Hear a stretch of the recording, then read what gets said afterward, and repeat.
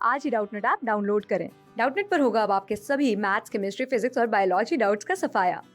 बस अपने क्वेश्चन की फोटो खींचो, उसे क्रॉप करो और तुरंत वीडियो सॉल्यूशन पाओ। Download now.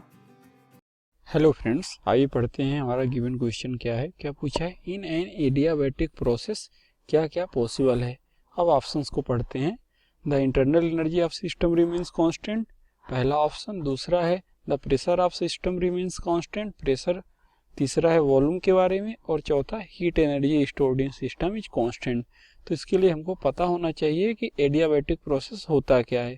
तो कंसेप्ट क्या है इसमें, कंसेप्ट बस यही है कि आपको एडियाबैटिक प्रोसेस का बेसिक आना चाहिए।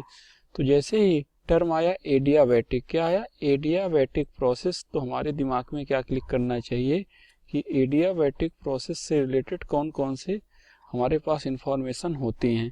पहला ये होता है PV equal to gamma equal to constant. ठीक है, ये पहली इंफॉर्मेशन होती है एडियाबैटिक से रिलेटेड कि पी और बी में ये रिलेशन होता है।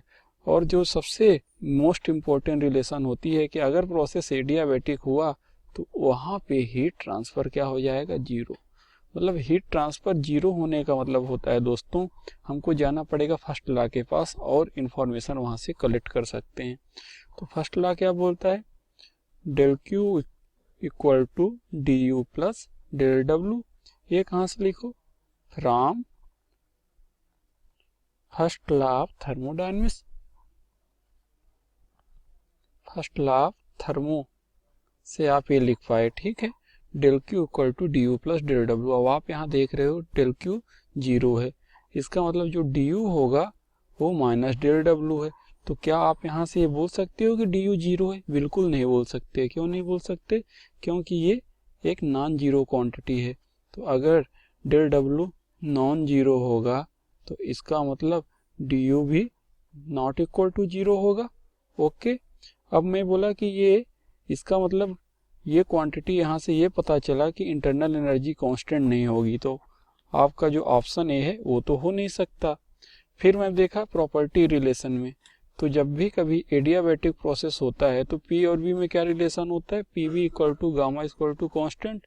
इसका मतलब यहाँ प्रेशर तो कांस्टेंट होगा नहीं क्योंकि इसका वॉल्यूम के साथ रिलेशन है। इसका मतलब प्रेशर भी कांस्टेंट नहीं होगा।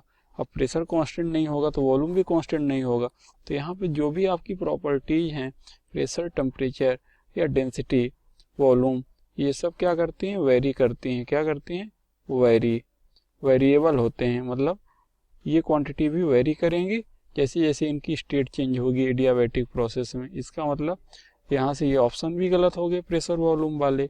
अब ऑप्शन, अगर मैं del Q equal to zero की बात करूँ, इसका मतलब यहाँ पे हीट का कोई भी ट्रांसफ़र नहीं होगा। मतलब सिस्टम के पास जितनी हीट पहले थी वही हीट बाद में होगी। तो हीट एक्सचेंज जीरो है। क्या है दोस्तों, heat exchange equal to zero. इसका मतलब नो हीट ट्रांसफ़र, बोल सकते हैं कि नहीं, नो हीट ट्रांसफ़र। इसका मतलब सिस्टम के पास जो हीट पहले थी वही बाद में रहेगी।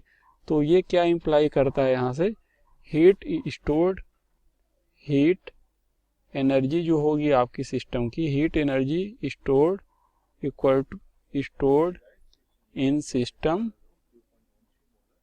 Remains constant. बोल सकते हैं कि नहीं, बिल्कुल बोल सकते हैं। क्यों बोल सकते हैं, क्योंकि हीट का ट्रांसफर तो हो ही नहीं रहा है। ठीक है, तो आपका जो ऑप्शन डी है वो आपका राइट वन है। क्लास 6 से 12 से लेके नीट, IIT, JEE मेंस और एडवांस के लेवल तक 10 मिलियन से ज्यादा स्टूडेंट्स का भरोसा। आज ही डाउनलोड करें डाउटनेट ऐप या व्हाट्सएप कीजिए अपने डाउट्स 8400 400 400 पर।